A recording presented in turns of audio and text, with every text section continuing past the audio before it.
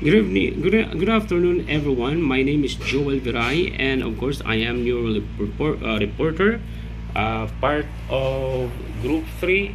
And this afternoon, ladies and gentlemen, I'm going to emphasize and present you a topic: learning to be a better learner. No? So, in our lesson, in our presentation, we have an outcomes. Number one, at the end of the chapter, the student should have and explain one's learning process using the information processing model.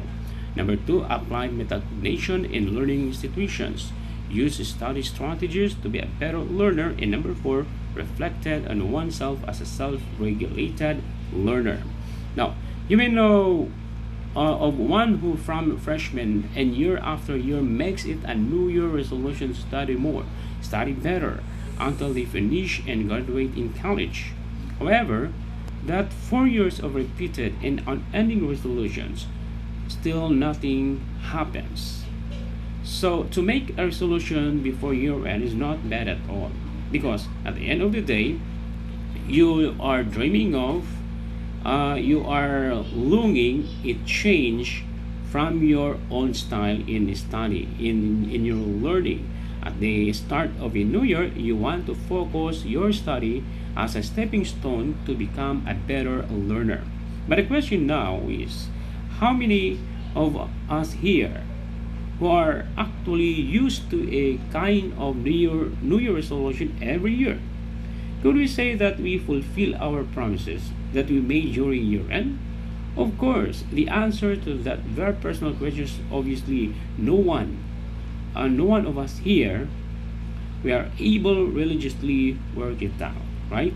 So, what happens during learning brain and behavior changes? The information processing model is a simple way to visualize how we acquire information and store and retrieve it. Learning is mostly an internal processing. You think about and interpret what you read or what your teacher, professor shares determine what you learn. Input from environment is a process that enters through our human five senses such as eyesight, hearing, taste, touch, smell. Among five senses, the most important organs of senses are our eyes because it can perceive up to 80% of all impressions through our sight. Although all of those senses are important in our daily learning and studies. Now, our brain is the executive function of which all information that being gathered by our five senses will go to sensory, short memory, and long memory. The sensory is the information will last up to a seconds only, while the short memory will run up to 1 minute after that information will dissipate, while long memory will last a longer time and it can retrieve any time. In short, you are easily to forget. No, all those information. If this information will go to the process of working memory or small short memory. Okay, some information moves to the long-term memory and you can retrieve it when you need it. Now, we have also factors of efficient and effective processing. This processing, it talks about the external factors, and those external factors are found within your environment, your surrounding, and the condition of the classroom, the skill of the teacher and professor.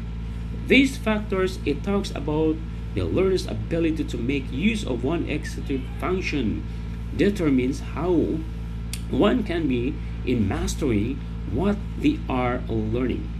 The executive function includes capacities of the brain to those strategies such as metacognition, as well as those of motivations are becoming a self-regulated learner.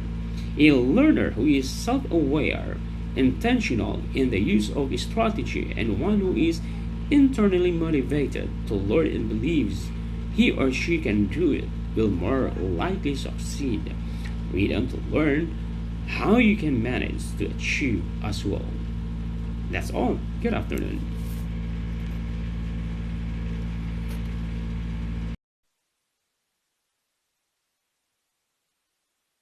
I'm the second reporter from Group 3, and I'm gonna be reporting about the topic of metacognition study strategies. Metacognition and study strategies.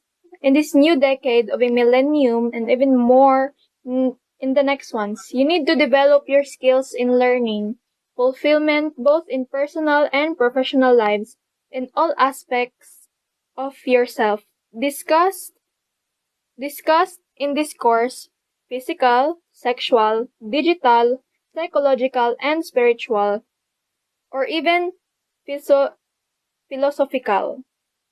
Learning is crucial, and as everyone goes through stages, the challenge to grow continually and adapt calls for learning up until late year in one's life. Metacognition. It also involves knowing yourself as a learner, that is, knowing your strength and weaknesses as a learner. For example, if you can explain what are your strengths, so mo na imuhang ma-explain nimo sa imong mga strengths. So metacognitive gihapon na siyang mag-learn ka sa conscious ug unconscious nimo na nakasabot ka ug wa ka kasabot. So metacognitive gihapon na siya. What your strengths are an academic writing or exam taking, press na mag-exam, di ba? Kanang, naman yung mga lain students na dili ka ng how'd mag-exam, pero ang lain, how'd mo sulat, tapos ang lain, how'd pud sa lain academic tasks nila. So, ano gyapon na siya? Aware gyapon ka metacognitively. Aware gyapon ka sa imong ginabuhat. It requires being aware or when you are aware. So, muna ako ginaingon ganina na kanang aware gihapon kasi mo ginabuhat, dili ginabuhat. And what to do when you're aware. Sa po yung ginabuhat, kanang di po ka-aware, si mo ginabuhat kasi na kanang ngay online class, na kanang gusto ka maminaw, na usahay gusto ka maminaw, or kanang usahay di po ka gusto maminaw, kay di ka interesado sa topic. So, metacognitive gihapon na siya. Nagi po na i-parts mo brain na parts imong brain na aware ka o dili ka aware. Metacognitive is a process that can be applied to a learning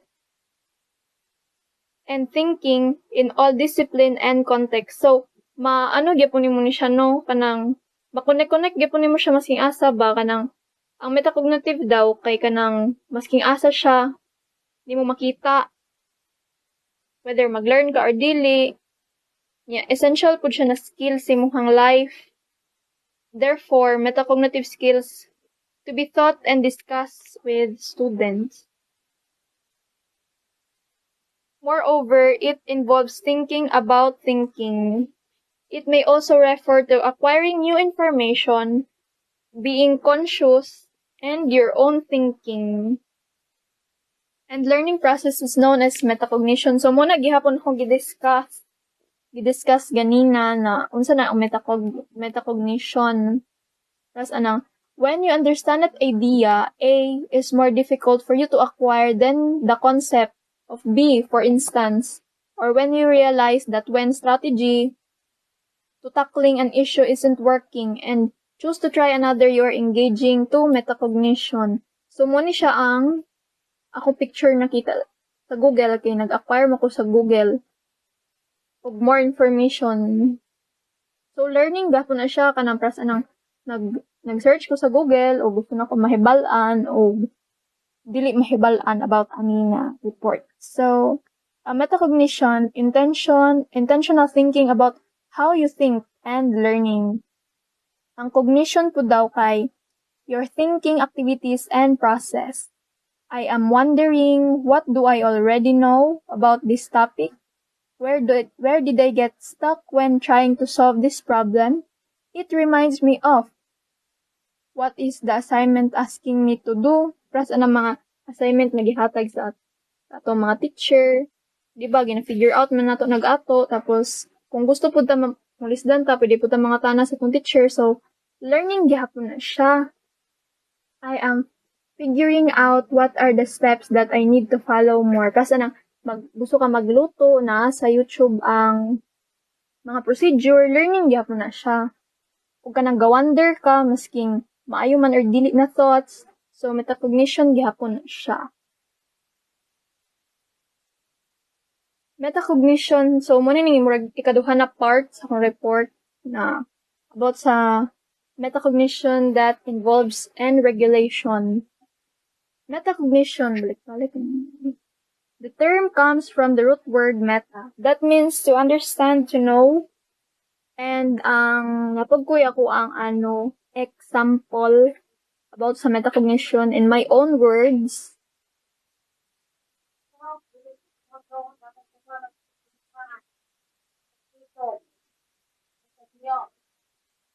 Metacognition is awareness of control over one's own thought processes.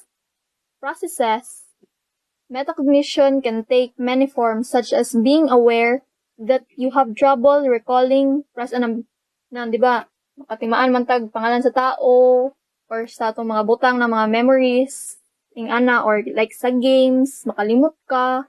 So, unaware ka o aware gihapon sa imong ginabuhat na kanang katimaan ka sa pangalan na tao, pero katimaan kasi ang noun, pero di ka katimaan siyang pangalan, pero familiar yung noun, ingana good, tapos,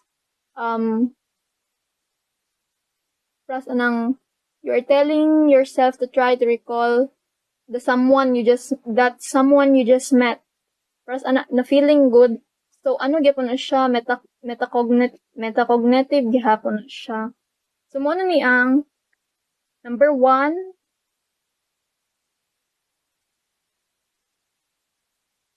metacognition involves this following: knowledge of recognition. This is the line what learners already know about their own learning styles, tactics, and circumstances in which those methods work best.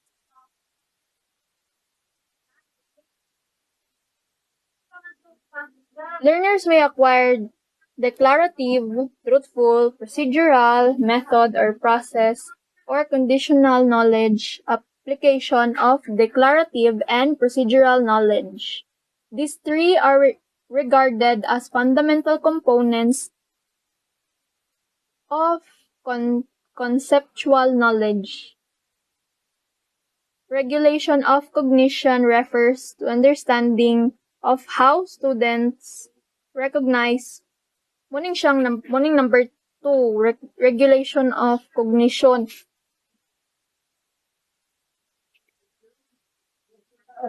Refers to understanding of how students organize, put techniques into practice, keep track of, fix comprehension issues, and assess their learning. So, kinahanglan day gihapon og guide sa teacher or instructor ang mga students kung gusto sila mag-learn og more about na subject and report about sa metacognition. So, muna na siya end sa slide. Good afternoon, everyone. I'm Ivan Ray Olandria, and I am the third reporter from Group 3. And this is my topic, attitude or disposition. So, what is attitude or disposition? Is more likely being the willingness, interested, and intentional about one's own thinking and learning. Therefore, taking a closer look in order to succeed, challenging task of learning. So, this attitude or disposition were involved of metacognition because this is one thinking and learning process, such a way of an individual set of skills and strategies. For example, like they not exclaiming those word difficulties such, di wow, hindi ko kaya yan, ikaw na magaling, or nosebleed. Those words showcasing or showing negative thoughts, so that which means attitude or disposition is a positive way of learning on how a person responds to task and reflecting it at better ways of learning to achieve the targets. Kung sabi siniya pa, walay lisod sa ila para makatuon. And according to Aliana's report, that metacognition involves both knowledge and regulation cognition. However, there are three variables of metacognition, and these are person, task, and strategies. And each variable maintains vital role within metacognitive knowledge. So the first one is person. What one's recognize about his or her strengths and weaknesses in learning and processing information. Therefore, it includes knowing capacity and ability of a person, his, her, or comfort zone, like saan ka mas prefer when it comes in studying, on a quiet place or with music, and where do you most concentrate at night or morning, which means saan ka mas nag-i-excel, and this is a role of a person variable. Second is the task. What one knows or can figure out about the nature of a task and the processing demands required to complete the task. Purpose of this variable is to knowing how much work you need to do to accomplish. It sum up asking yourself na what you really need to do or what you really should do. For example, a group of a student given project and they had ample time to do it, but they underestimated the time, ending up with cramming. They felt pressure and stress to finish the project hurriedly. For instance, they saw gaps and laps here and there about their work. So, this example showcasing of not good practices doing a task. And when we given a task and to present it very well, we think strategies. So that the third variable is strategy. The strategies a person has at the ready to apply in a flexible way to successfully accomplish tasks. Example of it in a group or individual. In a group, they usually doing brainstorming while individual doing note-taking, focus, listening, even reading at marami pang iba. Therefore, ma-execute nila ilang task at magampanan ang kanilang tungkulin. So, the objectives of these three variables is being preferred in a given learning task without hindrance or walay pagduwa-duha. The next slide is the PQ4R strategy. As a student, one of the tasks you need to do is to read. Therefore, the PQ4R strategy is emphasized. Some call this the power habit of successful learner. And these are the steps of the PQR strategy. The first one is the preview. Preview include general pictures, which means before you start on a certain book to read, you already had a background, what is book all about, or you can draw conclusion and everything about it. Or kumbaga, meron kang stock knowledge even wala pa ni mo nabasa ang libro. And the next one, after you preview it, there is a question. So the second one is the question. Goal is, and the question had a goal, and when we have a goal, it is easier. It is easier by having goal. We are question ourselves what you to learn, and therefore with this practice, it develops and helps to grasp up the subject matter, or it will stick to you so that you are ready to know book objectives or nilalaman. The next step is to read. While reading those questions in your mind gets the answer. That is why this is the purpose of answering. And the answer should know the key points to remember and understand. So now you can reflect those answers you get by making mental images and apply it on experience. And this is important to understand what you're reading or of a subject matter. The next step is recite. When we say recite, mauna siyang iingonin mo, either sa imong sarili or others. Due to this, it will help you to understand and remember them dahil if we talk, it comes alive. And lastly, the review. It is a relearning by relearning. By reviewing the material, we understand it better. Due to the reviewing, it comes quickly the material and apply it real life situation. And this is my report all about. The the next remaining were report of Mr. Lucius. Thank you. Have a nice day. Hi everyone, I'm Aldrin Lucias from Group 3, Chapter 1 Reporter. For today, we talk about metacognitive markers. What is metacognitive markers? When you read your textbook or any assigned reading, be aware that you are an active participant in this process. Get ready with your pencil, pen, or markers brush. The metacognitive markers infographic now. Have you been using similar symbols already? Interact with what you are reading by using the metacognitive markers is this infographic. Write the symbols based on how you are responding to what you are reading and learning.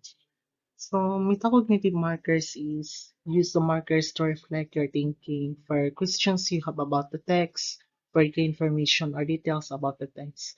For example, circle important numerical information or unfamiliar words. Underline key ideas and words and essential facts. Next is managing your own learning, self-regulated learning.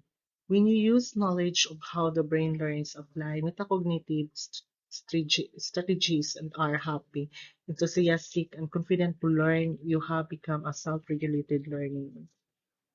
So for me, one of my weakness in life is for studying is reporting. So mao na siya ang usa nako kailangan i-improve when it comes on learning. Better reading lectures in advance. Yeah.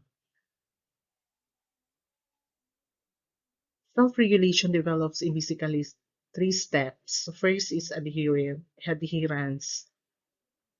A young child will do one thing because she is told to do so. She follows in order not to be punished. Behavior is based on condition outside the person. External applied to study. The students will study on to avoid feeling or punishment for a failure. Based in my experience before as a student, very makaingon jud ko very irresponsibly when it comes of school works like mag-study na lang ko og ting exam na ang ending wala sa exam ang imong gistudihan. So better on time ka mag-study before the exam para walay bagsak mahitabo. So yung ana jud to sa una. So yeah. Second is identification. A child will do one thing because she likes the person under her to do. For example, as a student will study because he admires the teacher and her teaching strategies. Student may become fascinated by the teacher that they believe and will do what their teachers tells them more than when it is their own parents telling them. So identification,